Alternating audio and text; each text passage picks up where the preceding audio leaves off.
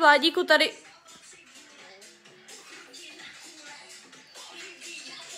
Ten rok jsme měli asi největší hrátky s Kubíčkem, protože, kámo, dokáže všechny rozesmát, jak takový. Budete vidět v tomhle videu. Táčíme Kubíčka. Šlapněme to. Oh shit, jako hlavně to neposere. Pagor. Ne. Kubo, no to. Kubo, to už trochu přeháníš, ne? No jako můžeš do toho zabourat. Sára se z toho malem posrala, když se mi to ví. Jo, to jo, no. Musíš asi na to víc šlápnout. Píči, že nám na ten skurval nešlo vůbec šlápnout, takže... Super! You stupid. Poslala jsem babičce, ať mi pošle 200, takže potom jdeme na breakdance. Já! Kubíček! A dáš, Kubí? Ne, fakt to dáš. Už jedem. Neboj. Chceš, abych tě držela jak Sáru? To nebyl dobrý nápad. Měla jsem ho držet. A Max tak se zabil. A má křídlo.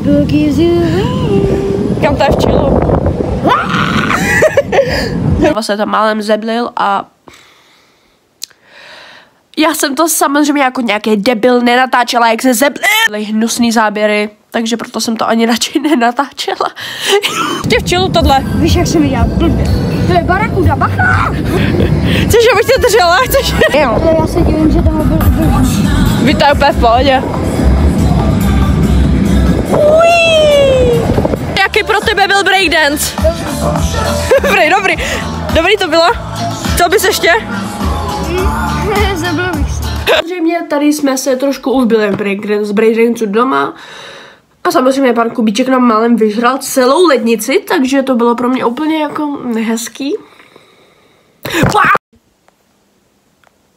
This bitch is eating this shit. Tam byl nějaký les, jsme byli na hangárech, to je jedna věc. A tam jsme prostě vždycky dělali takové blbosti a to všechno.